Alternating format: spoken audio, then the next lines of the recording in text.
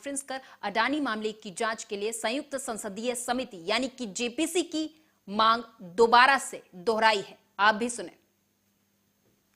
हम इसकी भर्त्सना करते हैं। हम निश्चित रूप से जितने भी तथ्य हैं, जितने भी डिटेल्स हैं, उनको जोड़कर एक विस्तृत जवाब देंगे। लेकिन आज हम आपके समक्ष इसलिए आए हैं कि हम इस चीज की भर्त्सना करते हैं कि राजनीति को किस स्तर पे आपने गिराया है, किस प्रकार से आप हैरेसमेंट पे लगे हैं और किस प्रकार से आपने किसी सीमा को नहीं छोड़ा है। ये पूरा देश देख रहा है। राहुल गांधी जी के जो वक्तव्य पार्लियामेंट के अंदर हैं या बाहर हैं, उनका आप एक प्रकार से प्रमाणित कर रहे हैं। असहिष्णुता की चरम सीमा हो गई है, उत्पीड़न और धमकी और प्रतिशोध की भी। 13 तारीख से जो ड्रामा चल रहा है, भाजपा के प्रधानमंत्री जी के बिना इशारे के ये नहीं हो सकता। आज फिर सदन में चलने नहीं दिया गया। सदन को क्या मांग है हमारी? सिर्फ यही कि इस देश के आजादी के बाद जो सबसे बड़ा घोटाला हुआ है, लाखों करोड़ का, अडानी जो 6 से 9वें नंबर पे था, 2 पर लाने के लिए सारी संपत्तियां बेच दी गई, नियमों को शिथिल कर दिया गया। खान, रेल, एयर सब उसके हवाले कर दिया गया। उस पर जेपीसी की जांच की मांग कर रहे हैं हम। और जेपीसी कोई पहली बार नहीं बनेगी। यहां तो 1 लाख करोड़ 1 करोड़ कुछ के घोटाले पे जेपीसी सब बन चुकी है और लाखों करोड़ के घोटाले के बाद जेपीसी की मांग हमारी स्वीकार नहीं हो रही है। सारे विरोधी दल के नेतागण, सारी पार्टियां एक स्वर से जेपीसी की मांग कर रही हैं। जेपीसी से डर क्यों, घबराहट क्यों है?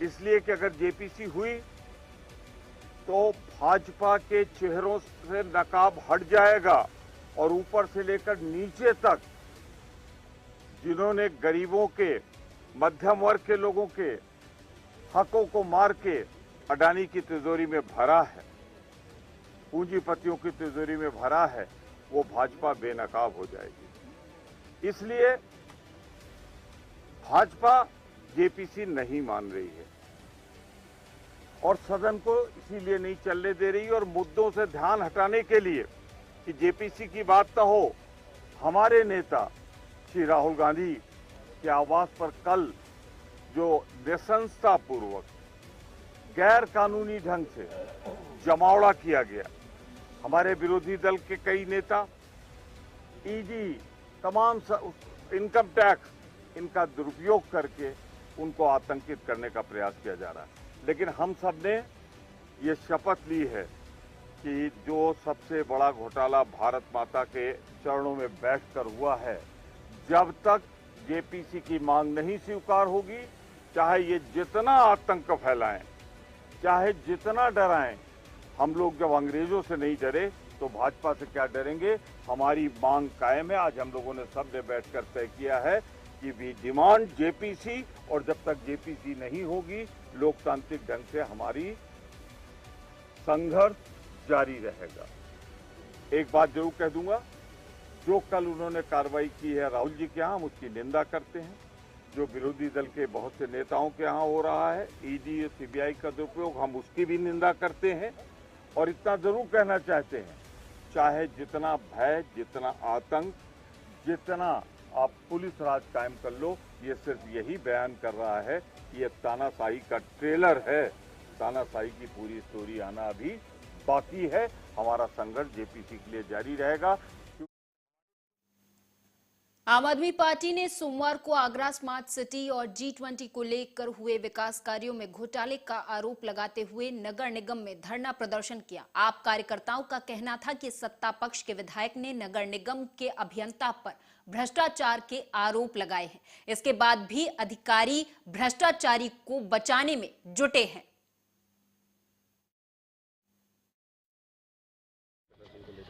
आज के प्रदर्शन को लेकर सबसे पहले तो मैं यही कहना चाहूँगी कि आगरा में नगर निगम जिस तरह से घोटाले कर रहा है, जिस तरह से चोरियां कर रहा है, अगर इन घोटालों पर आम आदमी पार्टी या आम जनता ने अपनी आवाज़ नहीं उठाई तो इसी तरह से घोटाले होते रहेंगे और इसी तरह से चोरियां होती रहेंगी। कबलों से लेकर बड़े बड़े लाइट्स तक हर जगह पे सिर्फ चोरियां हो रही हैं और भुगतना सिर्फ और सिर्फ जनता को पड़ रहा है। इससे पहले मैंने पैनिक बटन पर भी आवाज़ उठाई थी सूर सदन चौराहे पर। उन पैनिक बटन को लेकर नगर निगम कितनी संवेदनशील है या उन घोटालों को कितना उजागर कर रही है, इस विषय पे किसी भी अधिकारी का, किसी भी पदाधिकारी का कोई ध्यान नहीं है। अभी हाल ही में 2 बच्चियों के साथ, 2 नहीं बल्कि 3 बच्चियों के साथ इतनी हृदय विदारक घटना हुई, उसके बावजूद भी शासन प्रशासन की कोई। आज हमने स्मार्ट सिटी और G20 के नाम पर शहर में हुई लूट और डकैती के नाम पर प्रदर्शन किया। आज यहाँ पर हमें पता चला, पिछले दिनों आम आदमी पार्टी के साथियों को अखबार और टीवी के माध्यम से पता चला, सोशल मीडिया के माध्यम से पता चला कि सरकार के ही विधायक जो हैं GS धर्मेश साहब, उन्होंने ये बताया कि यहाँ पर लूट हुई है, डकैती हुई है। तो हमने उस बात को फॉलो किया, आगे देखा। जब आगे देखा तो ये पता चला यहाँ वाकई बड़ी लूट हुई है। यहाँ लोगों के संग में छलावा हुआ है। इन्होंने भर्ती के नाम पे घोटाला किया है, पेड़ के नाम पे घोटाला किया, सीवर के नाम पे घोटाला किया, स्ट्रीट लाइट के नाम पे घोटाला किया, पैनिक बटन के नाम पे घोटाला किया, ये पिंक टॉयलेट्स के नाम पे घोटाला किया और पेड़ लगाने के नाम पे छोटे छोटे वो लगाए हैं आजकल जगह जगह हैंगिंग गार्डन टाइप के, उसके नाम पे घोटाला कर दिया। प्रयागराज में हुए उमेश पाल हत्याकांड में शामिल 5 लाख के इनामी गुलाम हसन के शिवकुटी इलाके में पीडीए का बुलडोजर चला है। 400 वर्गज में बने मकान को ध्वस्त करने के लिए प्रशासनिक अमला पहुंचा और दुकानें पहले खाली करवाई गई और फिर लोगों से घर खाली करवाया गया। इसके बाद ये बड़ी कार्रवाई हुई है। कार्रवाई तो उचित है, लेकिन ये है कि जो निर्दोष है उनके साथ भी न्याय होना चाहिए। सरकार से यही कहूँगा कि जो निर्दोष है उनके साथ भी न्याय हो, कार्रवाई हो, बिल्कुल हो। आपका भाई गुलाम घटनास्थल पर शामिल था, लगातार गोलियां चलाई थी। देखिए, आप लोग भाई कह रहे हैं, बिल्कुल भाई हैं और माँ हैं भी मेरी, लेकिन कोई भाई का रिश्ता होना भी तो चाहिए। अगर भाई होते तो आज इस तरह से हम लोग को बीच चौराहे पे खड़ा करके जाते या हम इस बूढ़ी माँ को दुखी करते इस तरह से, जिन्होंने हमेशा उनको अच्छे रास्ते पे चलने के लिए कहा, सब भाइयों को अच्छे रास्ते पे चलने के लिए कहा। राहिल, आपको लगता नहीं कि गुलाम ने जो अचानक से इस तरीके से काम किया, आपका जो आने वाले जो पहले यहाँ पर रहते थे गुलाम, तो इस तरीके को इनकी हलचल? नहीं, ये बात तो सही है। उनकी विचारधारा हमेशा कट्टर रही है जो है, क्योंकि हमारे उनके विचार कभी मेल नहीं खाते थे। कभी बात होती थी जब हम लोग की जो है, तो जब बातों के दौरान ही पता चल जाता था कि बिल्कुल। बता दें कि उमेश पाल और 2 सरकारी गनर की हत्या के आरोपी माफिया अतीक के शूटर गुलाम हसन के घर पर आज पीडीए ने ध्वस्तीकरण की कार्रवाई की है। गुलाम का ये घर रसूलाबाद में है, पीछे घर है और आगे मार्केट बनी थी। आज विकास प्राधिकरण के बुलडोजर ने गुलाम के इस घर और मार्केट को ध्वस्त कर दिया। हालांकि गुलाम के भाई राहिल हसन का कहना है कि ये उनका पुश्तैनी घर है। परिवार वालों का कहना है कि गुलाम से हम लोगों ने सारे रिश्ते तोड़ दिए थे।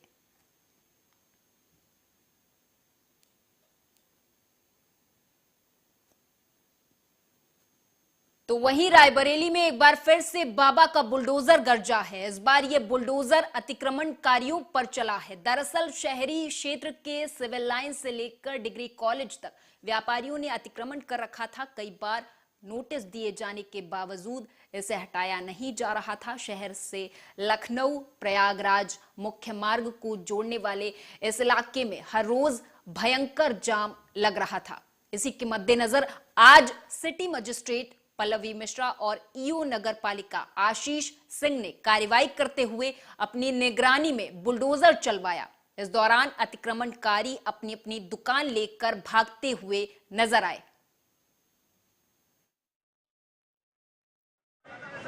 जनपद रायबरेली में विशेषकर शहरी क्षेत्र में इस समय चरणबद्ध तरीके से अतिक्रमण हटाए जाने का कार्यक्रम चलाया जा रहा है। इसी क्रम में हम लोग आज सिविल लाइन से डिग्री कॉलेज चौराहे तक अतिक्रमण विरोधी अभियान चला रहे हैं, जिसमें ये कार्रवाई की जा रही है। जनपद रायबरेली में विशेषकर शहरी क्षेत्र में इस समय चरणबद्ध तरीके से अतिक्रमण हटाए जाने का कार्यक्रम चलाया जा रहा है। इसी क्रम में हम लोग आज सिविल लाइन से डिग्री कॉलेज चौराहे तक अतिक्रमण विरोधी अभियान चला रहे हैं, जिसमें ये कार्रवाई की। अलीगढ़ में आम आदमी पार्टी के द्वारा निकाय चुनाव को लेकर तैयारी पूरी कर ली गई है। निकाय चुनाव में जीत का परचम लहराने के लिए आम आदमी के द्वारा एक प्रेस वार्ता की गई, जिसमें आम आदमी पार्टी के पदाधिकारियों की नियुक्ति भी की गई। आपको बताते चले कि अलीगढ़ में निकाय चुनावों को लेकर आम आदमी पार्टी के द्वारा सभी सीटों पर जीत हासिल करने की बात कही गई है। वो है जिला अलीगढ़ के अंदर जो 15 नगर पंचायतें हैं, 2 नगर पालिकाएं हैं, महानगर के अंदर 90 वार्ड है। तो 90 वार्डों के हमने अध्यक्ष बनाए हैं, पंचायत और पालिका के अंदर हमने प्रभारी बनाए। तो इस तरह से हम लोग कमर कस ली हम लोगों ने निकाय चुनावों को लेकर के। उसी सिलसिले में आज की प्रेस कॉन्फ्रेंस की गई है। अगले 15 दिन तक ये जो हमने अध्यक्ष और प्रभारी बनाए, अगले 15 दिन तक ये लोग सदस्यता अभियान चलाएंगे। ये लोग लोगों के बीच में जाएंगे, जनता के बीच में जाएंगे। जिस तरह के यहाँ पे मुद्दे भ्रष्टाचार को लेकर आए दिन उठते रहते हैं, उस पर लोगों को ये जागरूक करेंगे भ्रष्टाचार के मुद्दों को लेकर के। और जो हाउस टैक्स है वो आपका हाफ होगा और वाटर टैक्स माफ होगा। इस तरह की घोषणाएं आदरणीय संजय सिंह जी के द्वारा की गई हैं, तो उन्हीं को लेकर के हम लोग यहाँ पे प्रेस कॉन्फ्रेंस कर रहे हैं। आम आदमी पार्टी में भी भ्रष्टाचार के मुद्दे लग रहे हैं, जिनको सिसोदिया जी को जेल भेज दिया भ्रष्टाचार को लेकर, फिर कैसा रहेगा? देखो, जहां तक भ्रष्टाचार की बात मैं करूं तो सबको पता है कि किस तरह से वो गलत आरोप लगा करके भारतीय जनता पार्टी आम आदमी पार्टी के बड़े लीडर को टारगेट कर रही है। बुलंदशहर से खबर है। दरअसल यूपी के बुलंदशहर में इनकम टैक्स विभाग ने मजदूर को 8 करोड़ का नोटिस भेजा है। दरअसल पीड़ित ने 5 साल पहले नौकरी के लिए अपने जानकार को पैन कार्ड, आधार कार्ड समेत तमाम शैक्षिक योग्यता संबंधित दस्तावेज दिए थे। 5 साल बाद आईटी ने मजदूर अंकुर कुमार को 8 करोड़ के टैक्स वसूली का नोटिस भेजा है, जिसके बाद से पीड़ित ने एसएसपी बुलंदशहर श्लोक कुमार से न्याय की गुहार लगाई है। गाँव में एक लड़का है, वो जॉब के लिए ले गया था मेरे को दिल्ली। अच्छा। उसने अपने वीजा को कागज दिखाए थे, डॉक्यूमेंट दिखाए थे, मेरे फोटो और साइन भी करवाए थे। उसके बाद 5 साल बाद मेरा नोटिस आ रहा है। हाँ। हमने बहुत परेशान, मैं बहुत गरीब परिवार से हूँ। हाँ। नोटिस में क्या आया? नोटिस में 8 करोड़ कुछ रुपए का नोटिस आया मेरे पास। हाँ। ना तो मैंने कुछ किया। रायबरेली में जागते रहो क्योंकि पुलिस सो रही है। दरअसल बेखौफ चोरों ने 2 घरों में धाबा बोलकर लाखों रुपए के सामान सहित 20,000 की नकदी पार कर दी है। बता दें, पूरा मामला मिल एरिया थाना क्षेत्र के सराय मुगल ग्राम पंचायत का है। हमारे घर में रात को पता नहीं कै बजे चोर कूदे हैं और हमारे कमरे में से अलमारी का लाकर तोड़ के 20,000 रुपए, 1 तोला सोना, 250 ग्राम चांदी। लगभग कितने का सामान गया होगा? लगभग में मान के चलिए कि 1 लाख 1.25 लाख में। अच्छा। और नकदी कितना गई? 20,000। पुलिस को सूचना दिया? पुलिस को अपने 112 को सूचना दिया था। वो यूपी के बुलंदशहर में पशुओं की चोरी करने वाले गिरोह के 4 सदस्यों को पुलिस ने गिरफ्तार कर लिया है। बता दें कि पुलिस ने गिरफ्तार पशु चोरों की निशानदेही पर चोरी की 2 भैंस और टाटा 407 बरामद कर ली है। आगे की कार्रवाई जारी है। कोतवाली पुलिस को देहात को सूचना मिली थी कि कुछ पशु चोर हैं जो तमाम जगहों से पशु चोरी करते हैं। इस सूचना पर इन लोगों ने पीछा किया तो एक गाड़ी मिली जो 407 है, टाटा 407 है। उसमें 2 भैंसें चोरी की जो बकबराबाद थाना अलीगढ़ से चोरी हुई थी। बाद में ये पता चला था। उनको लिया गया, कब्जे में लिया गया और उनसे जब पूछताछ की गई पता लगा कि अलीगढ़ से करीब अन्य 6 मुकदमे में ये लोग वांछित हैं और इन्होंने चोरी की हुई वहाँ से। इसी प्रकार से हमारे यहाँ थाना नरसेना में एक चोरी का अभियोग पंजीकृत, उसको इन्होंने स्वीकार किया है कि इनके द्वारा एक घटना कारित की गई है।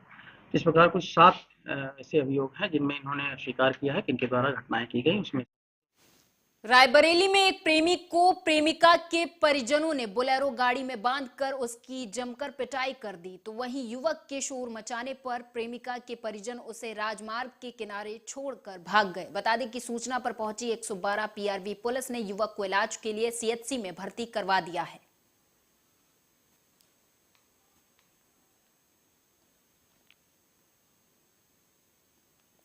तो वहीं गाजियाबाद में कुछ घंटों की बारिश ने जगह जगह जल भराव कर दिया, जिसने नगर निगम और नगर पालिकाओं के कार्यों की पोल खोल कर रख दी। हर साल जल भराव से निपटने के लिए करोड़ों रुपए खर्च किए जाते हैं। सड़कों पर हुआ ये जल भराव उन करोड़ों रुपए के कार्यों को साफ दर्शा रहा है। तस्वीरें गाजियाबाद के लोनी इलाके की हैं, जहां बारिश के बाद सड़कों पर पानी भर गया। स्थानीय लोगों को गंदे पानी से गुजरना पड़ रहा है।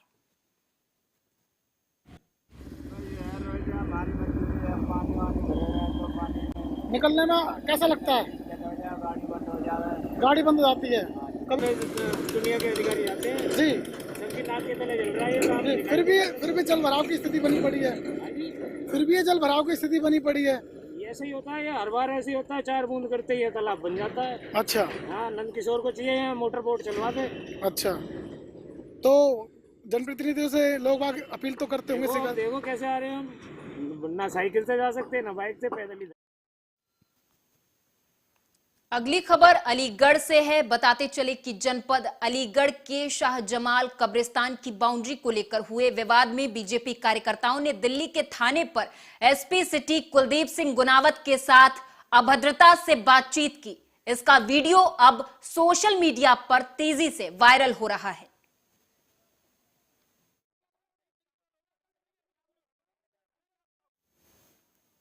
हमीरपुर से खबर है। बताते चले कि हमीरपुर के नेशनल हाईवे 34 पर एक सड़क हादसा हुआ है, जिसमें एक सरिया लदी ट्रैक्टर ट्रॉली अनियंत्रित होकर पलट गई। इस हादसे में नाबालिग लड़की की ट्रैक्टर ट्रॉली में दबकर मौत हो गई। तो वहीं पुलिस को सूचित कर दिया गया है। पुलिस मौके पर पहुंची और घटना की जांच पड़ताल में जुट गई है।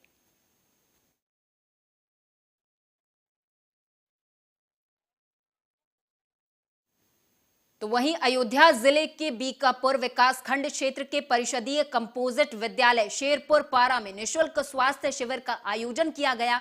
इस स्वास्थ्य शिविर में हृदय रोग विशेषज्ञ सहित अलग अलग बीमारियों के 1 दर्जन विशेषज्ञ चिकित्सकों ने शिविर में मरीजों का दवा उपचार किया। मरीजों की बीमारियों की जांच के अलावा निःशुल्क दवा भी दी गई। शिविर में शाम तक करीब 800 मरीजों का रजिस्ट्रेशन हुआ, जिनकी जांच, चिकित्सीय सलाह और दवा दी गई है। पहले से प्लान किया गया और क्योंकि इस क्षेत्र में मैंने देखा है कि एक साथ सारे स्पेशलिस्ट मिलना बड़ा मुश्किल होता है। जनता यहाँ से वहाँ दौड़ती है, परेशान होती है। जैसे कि हार्ट के पेशेंट बहुत सारे होते हैं। कई बार मैंने देखा मेरे कई सारे सगे संबंधी थे जिनमें हमें पता ही नहीं चला कि उनको वो हार्ट के पेशेंट थे, और बाद में जब कोई दिक्कत हुई, बाद में फिर उनके साथ काफ़ी दुर्घटनाएँ हो गई। इसको ध्यान रखते हुए मेरे दादाजी श्री बाबूराम मिश्रा, उनके पुण्यतिथि आज, उन्हीं के उपलक्ष्य में मैंने यहाँ पे कैंप लगाया और इसमें लगभग 13 स्पेशलिस्ट आए हुए हैं। स्पेशली हार्ट के स्पेशलिस्ट डॉक्टर स्वाति और डॉक्टर राकेश गुप्ता, डॉक्टर सौरभ जायसवाल। अभी हमने 200 के ऊपर मरीज देखे हैं और आगे भी आशा है कि हमारे 500 से 600 वगैरह क्रॉस हो जाएंगे। और क्योंकि मुख्यतः महिलाओं को ही प्रॉब्लम ज़्यादा होती है और इसलिए मैं चाहती हूँ कि हमारे गांव में एक फ्री कैंप हो और फ्री चेकअप भी हो जाएगा, सारी जांचें भी हो जाएंगी। तो एक पूरी तरह से उनका एक स्कैनिंग हो जाएगा कि हाँ, उनको कोई अगर छोटी मोटी प्रॉब्लम है तो अभी से ही वो सॉल्व होके आगे बहुत बड़ी प्रॉब्लम ना हो। यूपी सरकार के आबकारी मंत्री नितिन अग्रवाल आज आगरा पहुंचे थे। उन्होंने आगरा में उत्तर प्रदेश उद्योग व्यापार संगठन के व्यापारी सम्मेलन में हिस्सा लिया था। व्यापारी सम्मेलन में व्यापारियों को संबोधित करते हुए उन्होंने योगी सरकार की व्यापारी हित नीतियों से रूबरू कराया और समाजवादी पार्टी पर जमकर हमला किया। उन्होंने कहा कि सपा कभी भी व्यापारी हितैषी नहीं रही। सपा सरकार में व्यापारियों का उत्पीड़न हुआ है।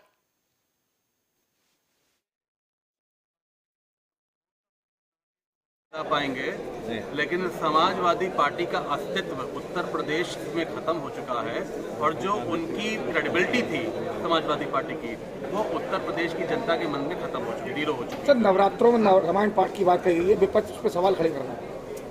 विपक्ष शिवपुरी जिले में कांग्रेस ने आज शहर के मुख्य मार्गों से संविधान बचाओ यात्रा निकाली और प्रदेश की बीजेपी सरकार के खिलाफ जमकर नारेबाजी की। इस यात्रा को निकालने का कारण 3 वर्ष पहले आज ही के दिन कांग्रेस की जनता के द्वारा चुनी हुई सरकार को कुछ लोगों ने षड्यंत्र के बल पर खरीद फरोख्त करार दिया और बीजेपी की सरकार मध्य प्रदेश में बनवा दी गई थी। इसी के तहत आज ये संविधान बचाओ तिरंगा यात्रा निकाली गई है। के दिन 3 साल पूर्व हमारी चुनी हुई सरकार को, जनता की चुनी हुई सरकार को, इस मध्य प्रदेश की जनता ने इसको चुना था, उस सरकार को कुछ गद्दारों ने पीठ पे छुरा भोंककर धनबल से हमारी सरकार को गिरा दिया। उसके विरोध में हमने आज ये तिरंगा यात्रा निकाली है। कमलनाथ जी की सरकार को इस मध्य प्रदेश की जनता ने चुना था, मध्य प्रदेश के लोगों ने चुना था। उस सरकार को आज ही के दिन 3 वर्ष पूर्व पीठ पर छुरा भोंककर धनबल के द्वारा, जिसका मुखिया इसी संभाग से थे, जिसको जनता ने नकार दिया, उन्होंने धनबल के माध्यम से इस सरकार को गिरा दिया। मध्य प्रदेश के शिवपुरी जिले में पर्यटन को बढ़ावा देने के लिए पिछले दिनों 3 टाइगर माधव राष्ट्रीय उद्यान में छोड़े गए हैं। इन टाइगर को छोड़े जाने के बाद मध्य प्रदेश की शिवराज सरकार ने इस इलाके में पर्यटन से रोजगार बढ़ने की बात कही है, लेकिन शिवपुरी के प्रमुख पर्यटन स्थलों में से एक माधव राष्ट्रीय उद्यान के अंदर स्थित रामसर साइट सांख्य सागर झील में चारों ओर जलकुंभी व्याप्त है। इस जलकुंभी के कारण इस सांख्य सागर झील की हालत खराब है और यहां पर जलकुंभी ने पूरी झील के पानी को घेर लिया है। इस जलकुंभी से यहां पर नौकायान भी बंद हो गया है। इसके अलावा इस झील के पास स्थित प्रमुख पर्यटन स्थल भदैया कुंड पर भी गंदगी व्याप्त है। मैं ग्वालियर से आया हूँ। मैं पिछले 1.5 साल पहले यहाँ आया था, यही सोच के आया कि अब और अच्छी व्यवस्था हो गई होगी। सरकार चीते भी ला रही है, टाइगर भी ला रही है, टाइगर भी ला रही है। तो यहाँ के देखा तो यहाँ बहुत गंदी स्थिति मिली। घुसते के साथ ही मालूम है यहाँ गंदगी के ढेर लेके हुए हैं। ये जो झील है रामसर झील, ये पूरी जलकुंभी से पटी हुई है। जानकारी हुई कि यहाँ पे ये बंद कर दी गई है। जो नौकायान की व्यवस्था थी, बगल में एक अच्छा होटल था, वो भी बंद कर दिया गया। तो शिवपुरी की पहचान है भदैया कुंड, इसकी इतनी बुरी हालत देख के बड़ा अफसोस हुआ। मेरा नाम सर कटनी से खबर है। बताते चले कि लोकायुक्त की 7 सदस्यीय टीम ने खाद्य नागरिक आपूर्ति विभाग के निरीक्षक संतोष नंदनवार को 30,000 रुपए की रिश्वत लेते हुए गिरफ्तार किया है। आगे की कार्रवाई जारी है। मतलब अध्यक्ष है तो एनआरएम ने बताया कि आप आवेदन कर सकते हो, गल्ला वितरण का काम आपको मिल सकता है। तो हमने कहा ठीक है, आवेदन हमने ऑनलाइन कर दिया। नंदवार जी से बात हुई तो उन्होंने पैसे मांगे कि यहाँ आया तो 50,000 रुपये लगेंगे तब जाके काम हो पाएगा। मैं पैसा इतना तो नहीं कर पाऊँगा, मैं कम से कम कर दीजिए, इतना हो जाता हूँ कल। तो फिर आखिरी में हम लोग की 30 में बात हुई थी क्योंकि सर को फिर मैंने आवेदन दिया तो सर मेरा ऐसा 30,000 रुपये मेरे लिए बहुत ज़्यादा है अभी भी, तो क्या हम आपका काम करवा रहे हैं। तो क्या होगा, 30,000 के लिए एक आध पहली किस्त दे चुके हैं। दिनांक 16/3/2023 को प्रार्थी राजकुमार बर्मन लोकायुक्त कार्यालय उपस्थित आया और इसमें श्रीमान निदेशक महोदय के समक्ष एक आवेदन प्रस्तुत किया कि उसकी पत्नी सपना स्व सहायता समूह चलाती है और उनकी पत्नी के द्वारा आवेदन किया गया था। आजकल शायद खाद्य विभाग से एक योजना है कि जिस गांव में राशन दुकान नहीं है उन गांवों में राशन वितरण के लिए दुकानें आवंटित की जा रही हैं। उस संबंध में प्रार्थी की पत्नी द्वारा आवेदन किया। पटियाला के एसएसपी वरुण शर्मा की अगुवाई में पटियाला पुलिस की तरफ से अलग अलग इलाकों में सर्च अभियान चलाया गया। बता दें कि वारिस दे पंजाब के मुखी अमृतपाल सिंह की गिरफ्तारी की खबरों को लेकर पुलिस की तरफ से चलाए जा रहे सर्च ऑपरेशन के बाद पूरे पंजाब भर में जहां इंटरनेट सेवाएं बंद कर दी गई हैं, वहीं अलग अलग जगहों पर पुलिस की तरफ से सख्त नाकाबंदी करके आने जाने वाले वाहनों की चेकिंग की जा रही है और पैरा मिलिट्री फोर्स के जवान की तरफ से शहर में फ्लैग मार्च भी निकाले जा रहे हैं। इसी को देखते हुए पटियाला पुलिस की तरफ से आज अलग अलग इलाकों में सर्च अभियान चलाया गया।